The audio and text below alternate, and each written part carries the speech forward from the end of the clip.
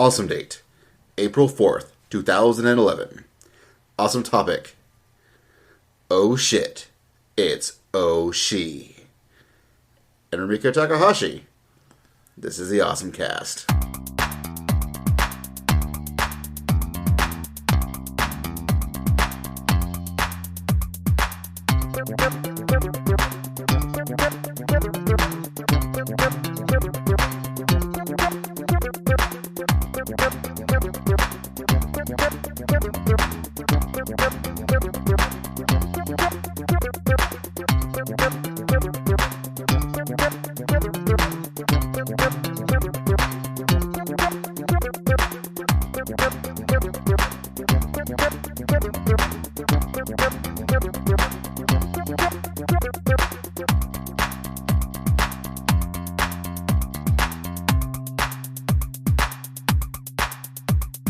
Hey folks, and welcome once again, to the OSMcast, the podcast that's made of awesome things, and also awesome stuff. I'm Basil. I'm Kevin. And for this wonderful episode, that is us. We're running a two-man show this time. Craziness. Well, I'll have to try to be a little more lively and vivacious. Damn right you do. Damn right. Now, back in the earlier days of Awesome, in the pre-news era of the OSMcast, we had a World of Awesome, which came with its own little cool little news jingle. But as it turns out, back in those heady, crazy days, we thought we could put out a podcast every week. Keeping up current with news was almost possible and remotely relevant. But now this whole bi-weekly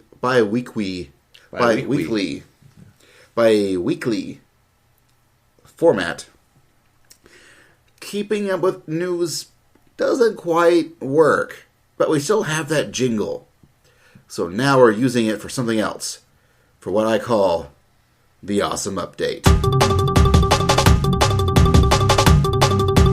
So, what is the Awesome Update? You may ask. What is the Awesome Update, Basil? Well, Kevin, I'll tell you. The Awesome Update is when we update you on shit we be doing out in the world of awesome. That's okay. Right. Speaking of which, specifically, is MTAC. Middle Tennessee Anime Convention. Because we doing shit there. We'll probably interview some people as we are wont to do. We'll interview con-goers. I'm sure we'll put out a con report. But we're also running panels, which Yay. I am wont to do. And so we do have panels here, and I've just pulled up the tentative schedule for MTAC, and let me see what we've got. Be sure to check all times when you actually get there, because odds are they'll be totally different. It's true. We're going to start off with the English Jamboree, which is ran by myself, as well as Drew from Akihabara Renditions. It is about English, and jamborees, mostly about English. It's just too much high power, man.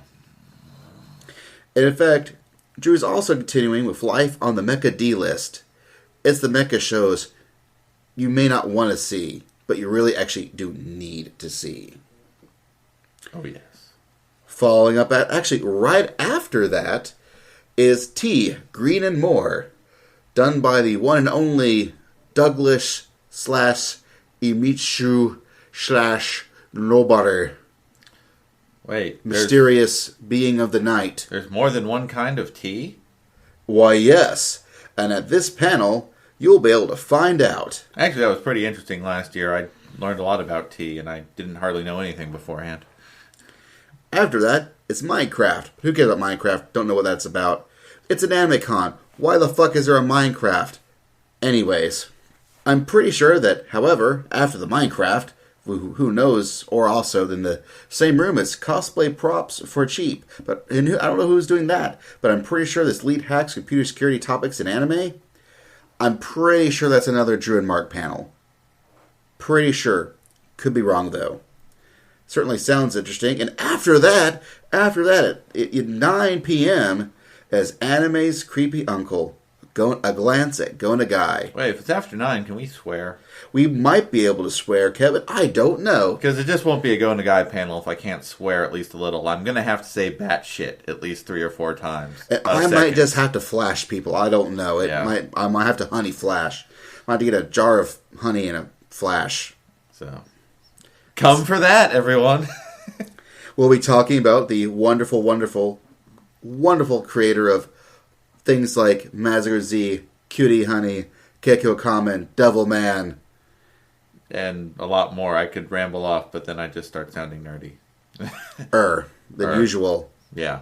We'll be talking about that. And then, well, there's other stuff. Ooh, they're doing a Takarazuka panel. That's cool. It's not the same. Oh, yeah, okay. And it's not while I'm doing something else. Yay. And that's Friday. Coming up on Saturday is... Do we have anything on Saturday? I'm sure we have something on Saturday. We got to have something on Saturday. Getting your anime groove back is the only thing I see. Yes, getting your anime groove back. Which, if you listened to the previous episode or during Drive Angry, I explain what that is. So you should go listen to that episode. And I think that's it. Although Drew mentioned he's doing some other panel, which I'm sure is somewhere in this. Possibly. Maybe they are doing the Gundam panel. I hope so, and it's not the guy who dressed up as Char and talked about himself in the first person like he was Char 2 years ago, who has been the butt of my every Gundam panel joke ever since. It was crappy. Real Gundam panel was in the hall, and we were just BSing. It's true. And that's your awesome update. Wow, wow, wow, wow.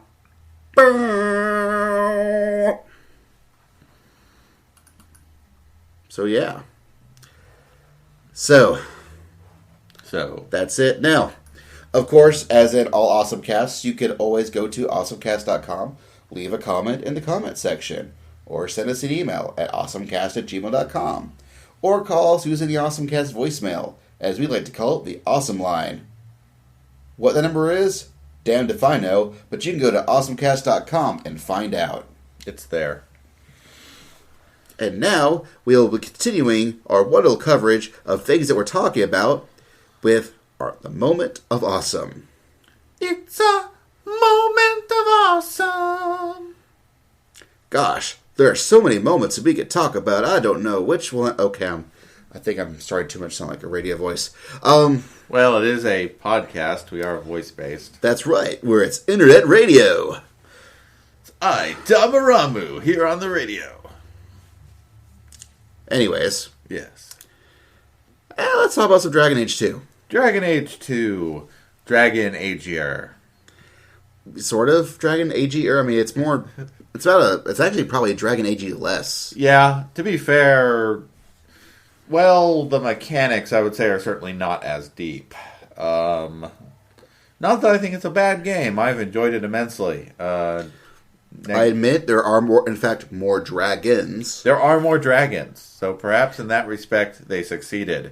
So it is dragony-er. Yes, you are up to your ass in dragons on a regular basis. But I don't think it's quite the age-er. Although it takes place over the course of 10 years. Although what it really means, it takes place over the course of 3 acts. 3 acts with a little bit of a time gap in between, which it does create a... I need to not say so much. That's one of your first public speaking lessons, and I'm failing. But it does create a sense of more character togetherness, because it's almost just in the implication of all the cast having known each other for a long time. Some of the interactions come off as a little more honest, I think. It does, and this game does a much better job of using the character interactions to also create the illusion of time passing. Yeah. Like they do after, you skip, a year ahead, they talk about their adventures here and there, that they've had them for a year.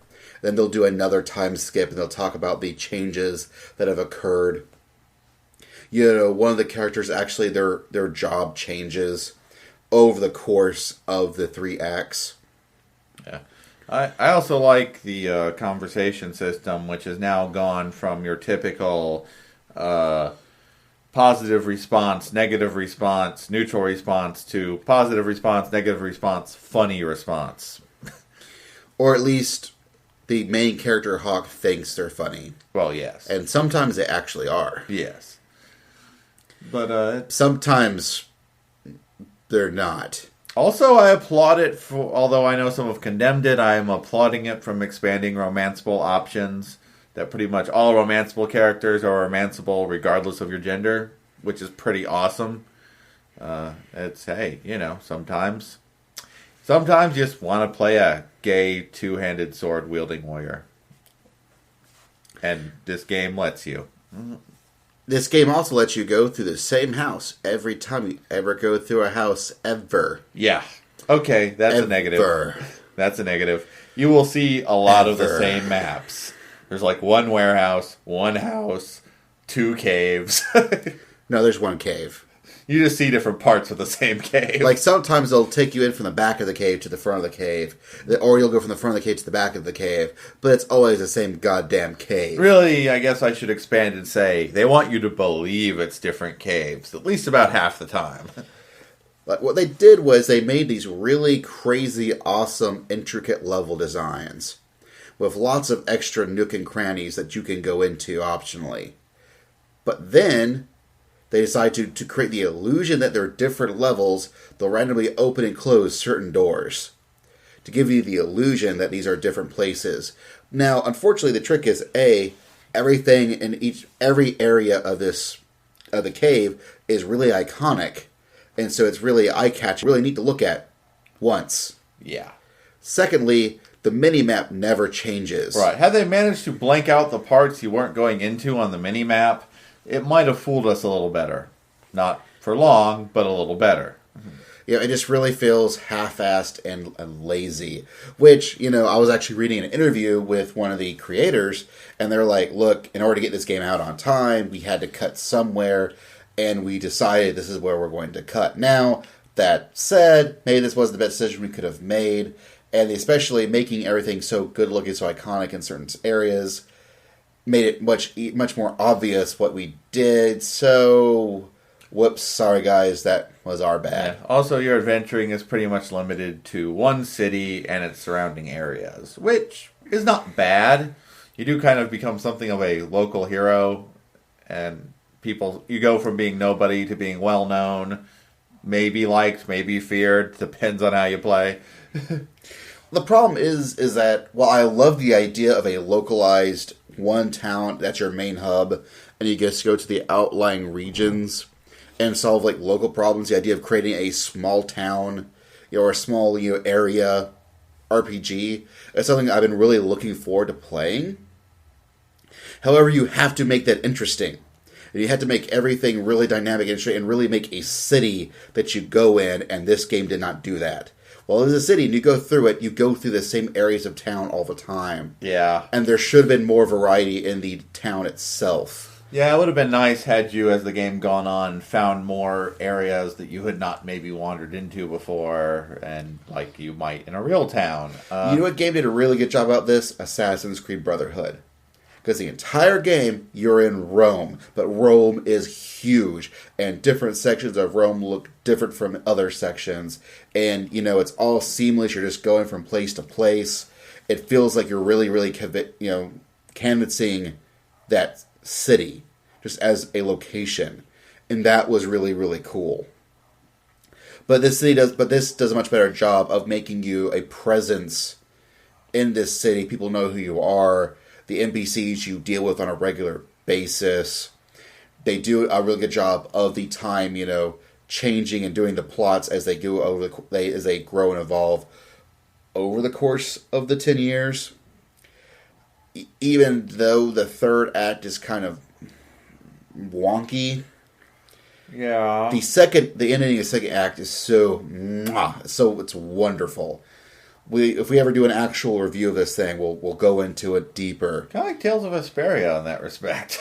Yeah, Tales of Vesperia was really good for the first 2/3, and the last act was like, really? That's what you want to lead up to? Really? Because the ending of the second portion was better ending than the third. Well, doesn't mean they couldn't have done it better, but it is open. It is kind of an open-ended ending in a lot of ways that, you expect a sequel. Well, yeah. And we're pretty much guaranteed one, but it's... Well, it's a BioWare game. We're expecting, at least a trilogy, although I think Dragon Age specifically is a game I think they could... Dragon Age might have some room to expand into quite a number of games. If nothing else, it is the spiritual successor to Baldur's Gate, except now they don't have to deal with the D&D license. Yeah, which is sad, because I feel we lost a little bit of the D&D-ness of Dragon Age. Because in the first Dragon Age, I really felt like I was playing D&D just as a video game. More so than even their D&D games, except for maybe Baldur's Gate 2. And this one, but Dragon Age really, really did it up right. And even playing through Awakenings now, it's, for some reason, I did not play Awakenings until after I played Dragon Age 2, a figure. But it really does keep that feeling of I'm playing D&D. If D&D was a video game, it was called Dragon Age. Dragon Age 2 feels much more like just an RPG. A good RPG, but doesn't quite have that same je ne sais quoi that Dragon Age 1 had. But still a fun game. I still enjoy it. Still definitely recommend people playing it. I had qualms. Would buy another Dragon Age game. Would play again. Oh yeah, when Dragon Age whatever comes out, it's mine. And as soon as they release some DLC, especially if they make a brand new level for it, oh my god. I will buy that so fast, so hard. By the way, the Mass Effect DLC that just came out, Arrival, pretty decent. I enjoyed it. I don't know how you're going to not play, Mass Effect 3 without playing this DLC. So I have a feeling this is what's going to set up Mass Effect 3 in the first place. But go figure. You should probably go play that DLC if you want to play Mass Effect. Yeah. I haven't yet, but I will. As soon as I feel like playing it, I'll buy it. It's only $7. It's a good couple hours of fun. You could spend worse. Yeah. I think I've finally gotten over downloading every bit of downloadable content for every game I own. If there's not even a good chance I'm going to play it anytime soon. So, there you go. And so now that we talked about a $7 downloadable game, if you add that up to the cost of Dragon Age of $67, then add in another $100, you can afford the DVD to the thing we're about to talk about. Yep. Didn't realize it until after we watched it to review. Whoops. Oh well. We're talking about Urusei Yatsura Movie 2. Beautiful Dreamer.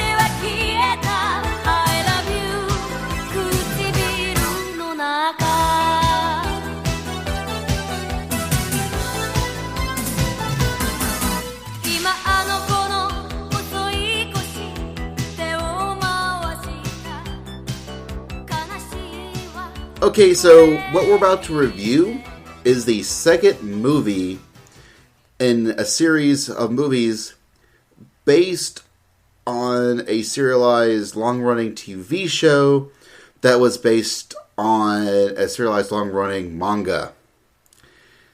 This perhaps was not the best way to introduce people to Urusei Yatsura. Well, I'm guessing. Yes, it makes no damn sense if it's the first bit of Urusei Yatsura you ever see, as I can attest to. So, yeah, we're going to give you a brief overview of what Urusei Yatsura is, but realize that you probably should already know what this is. In fact, will try to do a non-spoiler section. The fact is, if you're listening to this and you're interested in it, chances are you have either A, or know what we're talking about, and have already seen at least some of the TV show or read some of the manga, or possibly even be already seen the movie and you're just looking for two guys talking about the movie in the first place. We're like retro and cool. Yeah. This movie came out in 1984. I was 4 years old. Yeah, I don't recall when it was released in the U.S., but... 1996, I think, was the VHS release. I wasn't that old then. I was 16. I'm 31 now. Yeah, I would have been like 17. Old. I would have been I'm like 17 old. at the time. We're old. That's okay. And I don't care. I'm still kicking fuck y'all. But, pretty much, Kevin, what is Urusei Yatsura? It is a series. By famed mangaka Rumiko Takahashi. What's it about?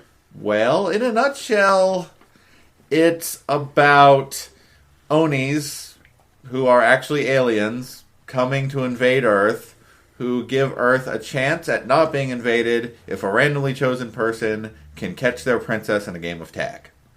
And that's just kind of set up for the series, but... and the hero is... Ataru Moriboshi, the most lecherous man on the planet. Possibly any planet. Who is a bit of a lovable asshole, who, maybe emphasis on asshole, but who does get picked to try to catch Lum, the alien princess, and after many Wile E. Coyote-esque attempts, he does eventually catch her by stealing her top. It, unfortunately, due to one of his childhood friends saying she would marry him if he succeeded, and him screaming, "Now I can be married," Lum takes it as a proposal, and decides to stay around. Forever. And ever. And ever. And she's the jealous type. And she can shoot lightning. So perhaps if you've seen the whole thing where the guy does something lecherous and the girl hurts him, I don't know if you've ever seen anything like that in anime ever. Nah, that sounds pretty uncommon. I've not seen that much in anime. At least Ataru deserves it. Usually. 99.9% of the time. He definitely deserves it more than Ranma, as in another Takahashi series. Not to say Ranma doesn't often deserve it. And pretty much you can gather that this goes into a madcap series of hilarious episodes and manga volumes. Yes. Of stupid, crazy shit happening. Like most long-running Rumiko Takahashi series, there are loads and loads of characters consisting of residents of the town, classmates, family, friends, aliens, friends of alien friends, and, it goes on. And lots of weird little background walk-ons by all manner of pop culture icons that are just happen and then are ignored. And safe to say that this movie is no different. But the trick is that the first couple of years of this anime run, as well as the first two movies, which includes this movie, was directed by this nobody who no one gives a shit director, Mamoru Oshii. Wait, do kids actually still know who he is? Are we being too obtuse and too sarcastic? I assume so. Oh, no, I assume that people still know who he is. Okay. I assume that people still at least know what Ghost in the Shell is. Yeah. Long, slow, talking head movies with basset hounds that are actually really good. Sound familiar? The first movie of Ghost in the Shell had a decent amount of action. It actually does, to be fair. Now the second movie, which is probably was just more recent, that totally is two guys, driving down the road, quoting philosophy at each other. To be fair, I really came in on the Pat Labor movie with Mamoru. Well, actually, Beautiful Dreamer, but his first thing that was mostly him was the first Pat Labor movie, and that is a lot of talking. Although there's some cool action spaced throughout. And in case you haven't quite grasped the concept yet, Oshii is I would sort of say, more of an intellectual kind of guy. Yes. He likes thinking about things. He likes talking about thinking about things. And you don't really see that in anime much, especially nowadays. And he's directing something that is at its core a madcap comedic romp, and he's blending the two pretty well. He's very good at it. And this is the first movie that he really got a chance to strut his stuff as a director.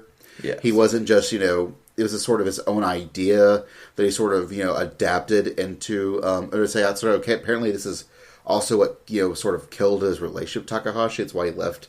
He's no longer a director of the series. That's sort of a shame. She's like, what are you doing to my stuff? What? Because actually, I think it's really... This is actually probably my favorite Urusei Yatsura movie. It is for most, at least if I can trust the internet. And why couldn't you trust the internet? I have heard that it's been better received by American fans than Japanese fans, but I can't really confirm the truth of that. And really, this might actually be my favorite Oshii film, which it's kind of funny considering it's this first real, Yeah.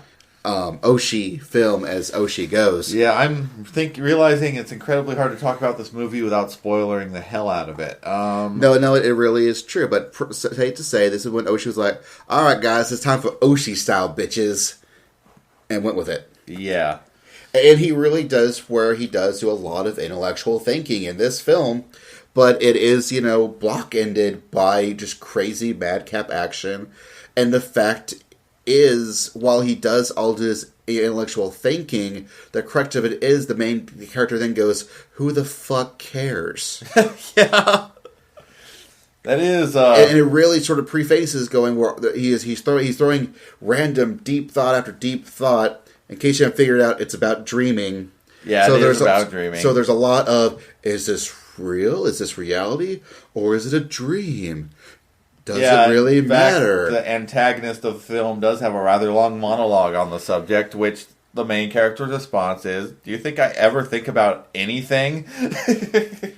This is nothing new. When you see movies about dreams, these are usual themes that pop up.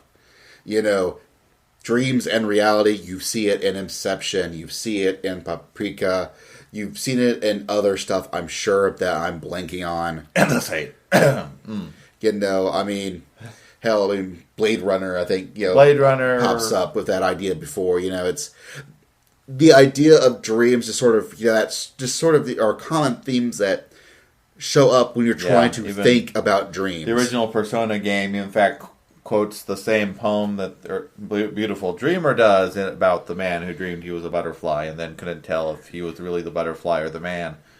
And it also deals with a, traditional Japanese legend about Urashima Taro. Yeah, I initially thought that anyone who's remotely paid attention to anime will probably have heard of this one before, but I may be wrong, because Basil went to look this up, so... It's true, and when you watch the DVD, Animigo, who did the original translation, akin to Rip Van Winkle, which is a pretty decent, very quick and dirty way of going, this is what this is. Oh, okay, I have that idea, but Kevin, if you'll give us the short version, please. It boils down to, there's a fisherman who saves a turtle, and the turtle, in gratitude, takes him down to the Dragon Palace beneath the ocean, wherein he has fun and meets a Otohime, a princess who is maybe also a dragon. It's a little fuzzy. And they fall in love. They have fun. It's great. But he gets lonely for his old town, and he feels like he needs to go back and visit. And he does, and she doesn't want him to go, but she gives him this box and tells him to never open it. We always know how that works out. But he gets back and he finds that I don't even know if there's an official number, but I'm going to go with hundreds of years have passed, and no one remembers him. And it kind of ends with him opening the box, which held his youth, and he dies. But yeah, good fun. Wonderful, happy ending to let you know that if you get given a box or told not to open it, then don't open it. I would argue the moral of the story is, if you find a hot dragon princess, stay the hell in the palace under the ocean. That could also be a good thing to do. I'm not sure. I mean, then again, I can't say I've never met a hot dragon chick, but... Yeah. Then again, someone could have bothered to tell him, dude, it's been hundreds of years, didn't you notice? But if they don't know him, they don't quite realize that's his circumstance. Yes, perhaps when you're cosmic beings, you don't notice 100 years. It could be, who knows. Or maybe she was like, you really don't want, you don't want to go, but... Right, but don't box. Don't Why am I open so it. shy in Japanese? Have fun. It's one of those things. Who knows? Who might? God, thank God that asshole's gone. He thought he saved me once from being hit by kids of sticks, and he thinks now he's my husband. What a bitch!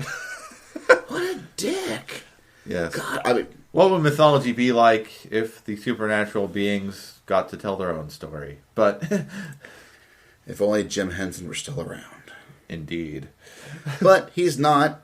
But this movie is. But this does kind of form a core of some of the thematic imagery of the film. So, there are turtles. And it's very much a dream. Now, I've heard a lot of people compare this movie to Inception. And after seeing both those movies, I really don't think it quite jives. I mean, you could compare them. In fact, they're both movies that deal with dreams. But they deal with dreams in completely different ways. Inception is about setting up the rules of engagement and dealing with dreams.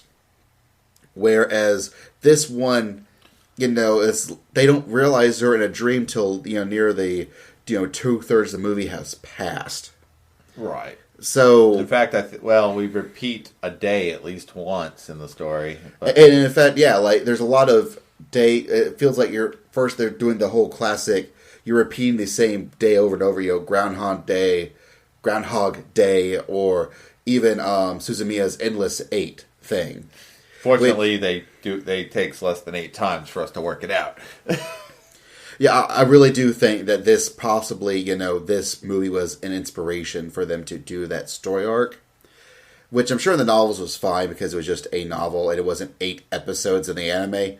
But that's neither here nor there, or even over there. Yes, stupid. Yeah. But you think it's a time loop thing, and then you realize that weird shit starts occurring. Now, admittedly, this is a show where weird shit happens on a regular basis, but it's weird even for them. Okay, this is a movie that starts off with, during a school festival, and their cafe theme is the Third Reich, which includes a leopard tank. And that's the most normal thing in this entire movie. Yes. Is that they have a giant tank in the classroom that's about being Nazis. Well, the initial setup is that they're getting ready for a school festival, and it's always the day before the festival. And they occur, and guess what? They're in a dream, and they have to figure out how to maneuver out of the dream. And once they realize it's a dream, things start getting weirder. But that's... or at least when they realize something's wrong. Or at least the sequentiality of their reality starts breaking down, and other, more non-sequitur events start occurring. And like we said, I'm not even bothered going to preface the spoilers, as it's not obvious. We're already into spoilers. Yeah, we are. You realize that everything is, being conducted by one specific dreamer. And this is where I really think that the creative heart, Suzumiya, must have taken a lot of inspiration just overall from this film, because a lot of the core concepts on how Haruhi Suzumiya works, you can really see the roots of in this film. Yeah, it does, because, is it a huge spoiler? We're in spoilers. It's totally Lum. The whole world is based around what she would like. Although she is not the one responsible for the situation. At least not directly. No, and the world is conforming to her wishes. Now, okay, a girl where the world conforms to her wishes. And, if something wants to dramatically change because she thinks it'd be cooler that way, who does that remind you of? I don't know. Could it be Yoko from Gurren Lagann? Ooh, Quest Pariah from Char's Counterattack. Could it be Nami from One Piece? Could it be Blackjack from Blackjack? Ooh, Blackjack. It's Blackjack, right? It's Black. No, it's Haruhi. Yeah, Haruhi. But, especially with the whole sort of quasi, almost harem-y stuff going on. Yeah. I really do think the guy, watched this film. I think, again... In fact, Lum almost has Urusei Yatsura almost has a reverse harem. because there's way more guys who are really into Lum, even though she just has eyes for Ataru. And while Ataru tries to get with everything with boobs, even when the boobs are well hidden, he fails epically constantly. But the trick is, as and there's always a thing where it's like he's always trying to get away from Lum, even though she's totally hot. And this film sort of covers it in a really neat and interesting way. Yes, and how it's explained on why exactly, because he's the dude, the person who actually is causing these things to happen, who has made Lum's dreams reality, as it were. So why do you want her around again? And he points out, yeah, I love all women. Lum's a woman. I gotta get away from her so I can get other women, or else she zaps me. I think it's more like, I love Lum, I just like all the other women too. Well, yeah, but it's I think for him it's the chase. Yeah. Like, he wants to get away from, if he could fondle other women and Lum at the same time, he would, but she zaps him. But he doesn't like getting zapped. I sometimes get the impression he maybe even enjoys the chase just a little bit. He likes being chased by Lum. But, and I actually do think that's true.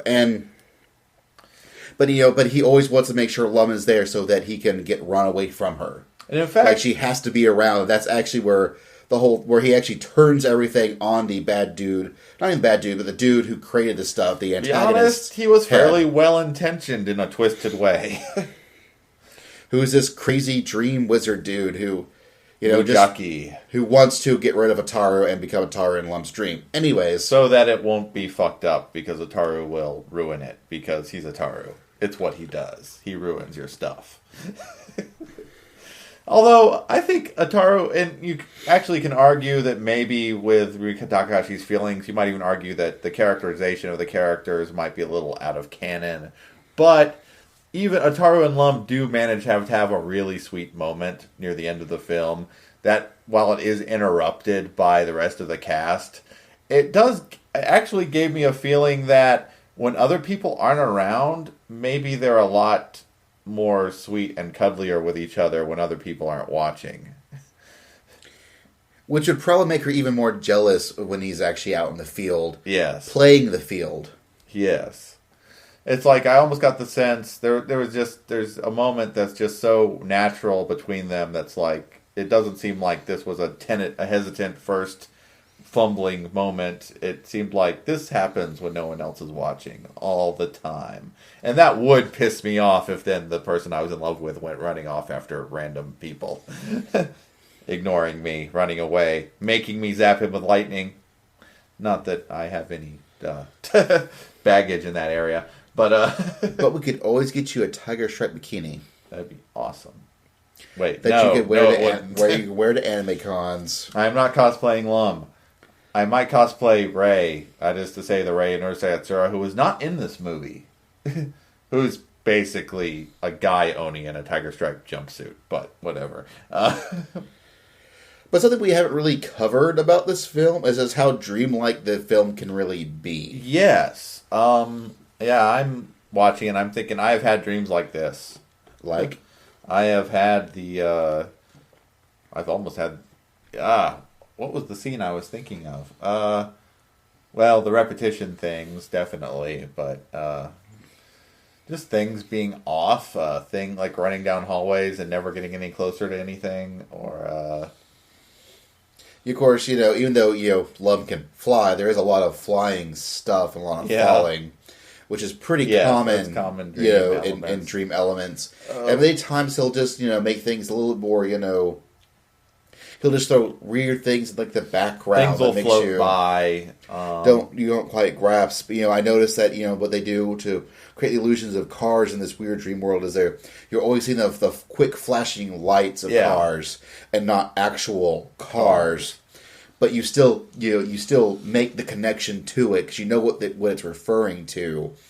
And, I see that stuff happens, I think, at least in my dreams a lot where, I won't see something in super high detail that's actually going on, but there's just enough of an imagery there that I can make that connection, and then I fill in the blanks for myself. Yes. Much like actual dreams, I'm having trouble remembering what... I should have made notes as to the ones I saw, but now I'm blanking. And much like, dreams, you make notes of dreams after you've had them, you'll remember them easier for the next time you need to remember them. So when you're on the podcast talking about them, you'll actually know what you're talking about. Yes. Yes, that would have been smart, wouldn't it? But just saying. Yes. But no, it's a really, really good film. And realize that I'm not the most heavily versed Urusei Yatsura guy on the block. I know the basic premise of the show, and I've seen a couple of episodes, but I haven't really watched it or read it in depth. But I totally got the movie. I remember, I guess you have to just go, okay, Lum flies, shoots lightning, and is apparently this guy, is really into this guy, and we don't know what's up with him. And then there's a bunch of other characters who are all weirdos, but they're kind of lovable, even if you don't really know anything about their backstory. To be fair, some of them don't have much of a backstory, but... And man, this thing, I keep forgetting that people used to animate movies like this. True.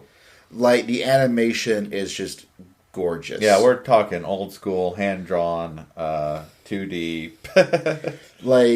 There where you get to see crazy, fast-paced movement, crazy camera angles that would never be able to be done in real life. Well, yes. But they're pulling off here. We do have the advantage of it's being directed by Mamoru Oshii, who loves doing that stuff anyways. And it's a Rumiko Takahashi series, which is known for its oddness in general. I do really wish that they had given us an actual widescreen version of the movie and not the crazy cropped crap that we got instead, but it's the only DVD release we've gotten in America. Yes, so. There is a widescreen version that exists. It's in Japan.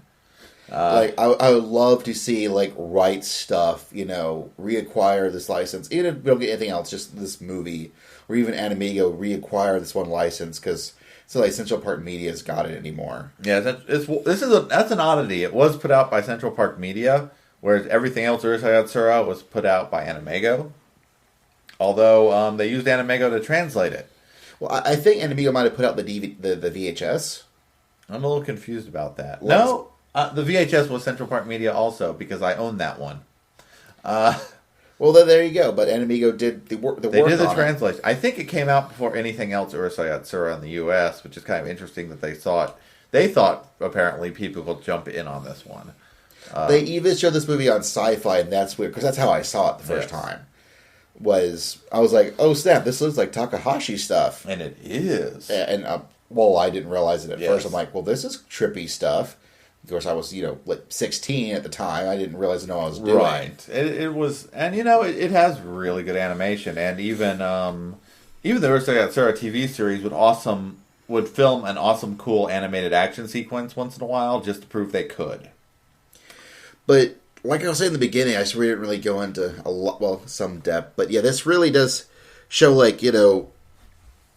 Oshii's penchant for intellectualism, but still I think it's so grounded in just the goofy humor. Yes, I do like that it's the musing. There is much Mamoru Oshii style introspective musing by the cast, but it's totally in character with these weird people.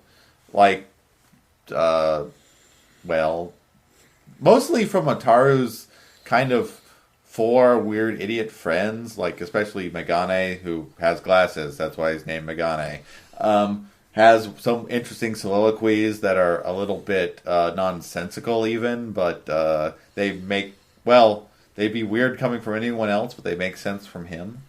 and they're introspective, but they're really introspective in a goofy way. Yes. It just... Whereas I would say Sakura, who is a school nurse and Shinto priestess, and Onsen Mark, who is a teacher at the school, they have more traditional Oshii style back and forth talking with them about the nature of that they may be in a dream world and what is going on with them and what they might do about it. It really does strike me. I think I like Oshii adapting stuff more than when he usually gets to be able to do whatever he wants. Which I think he's one of many directors who needs a little bit of grounding. Yeah. In order for him to really shine. You can't just, if you just let him fly off the handle, well, you'll get stuff, and it's still neat stuff. I still enjoy his stuff. But I think when you have guys sort of watch him going, nap, to Oshii. Nope. True. I think the Pat Labor series is an interesting example because you can look at the TV series and you can look at the movies, and Mamoru Oshii was involved with both, but he was more involved in the movies, and the movies have more of that serious intellectual discussion, and the TV show is more about cops with giant robots being kind of silly and occasionally solving crimes. But yeah, it's a real shame that even though there is a DVD release out there, it unfortunately is like Crusher Joe expensive. Yeah, what was it, like $150 on Amazon for a new copy, but still like like $100, even if you want to buy it used. Yeah, well, on the plus side, you can get a VHS tape for about $8.62. You can get a VHS for damn cheap if you have a VHS player. And I know I don't anymore. And who knows if that version is dubbed or subtitled. Oh, good point. You may want to double check that if you. I don't know if it was released. Well, there probably was a dub. Central Park Media pretty much subbed everything. So, don't know. It's definitely worth acquiring it. However, you may do so. Yes, certainly in a legal, honest fashion. But it's torrent. That should not be anything illicit or unfounded or likely to get you sued or legal problems. Don't do that. But definitely don't do that right now. An enjoyable movie. I'm sure you hear that a lot from us, but it is. There's a reason why we are, in fact, called the OSMcast and not the dumb, stupid, lame for crap cast. Well, we do occasionally do awesome crap, which is kind of that. But this podcast is not labeled awesome crap. No. It is labeled awesome cast. No, I would therefore talk about things that we like. I would say Beautiful Dreamer is one of those anime that I would try to get pretty much anyone I know who likes anime. I'm going to at some point try to get them to watch this. Which, to an extent, we're reaching out to you, our listeners, who maybe I haven't gotten to. Also, Ixer 1. But right now, we're talking about Beautiful Dreamer. I would say, optimally, you track down at least a couple episodes of the TV show, and so it gives you sort of a basis on how the whole thing works. I think that would be really good. And then watch the film. But, like I said, I do feel you need a background information of what Urusei Yatsura is. Once you understand who the characters are and what roles they play, you can watch the movie and enjoy it pretty well as long as you're willing to keep your thinking cap on, like most of Oshii's stuff. Yes. It's good stuff. It's very good stuff. And so that is our very, well, not really very, sometimes we usually do 30-minute reviews, which is roughly about what this is. And so, until next week, or week after that, I guess, we're out. Sweet dreams. Oh, that's good. That's good. Sweet dreams. Why did I think of that? Good job, Kevin. Good job. Sweet dreams. Are made of. Anyways, we're awesome.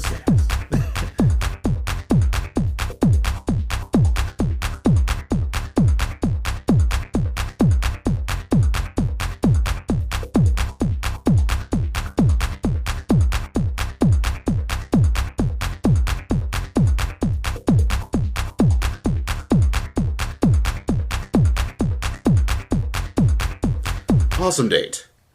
April. Fuck.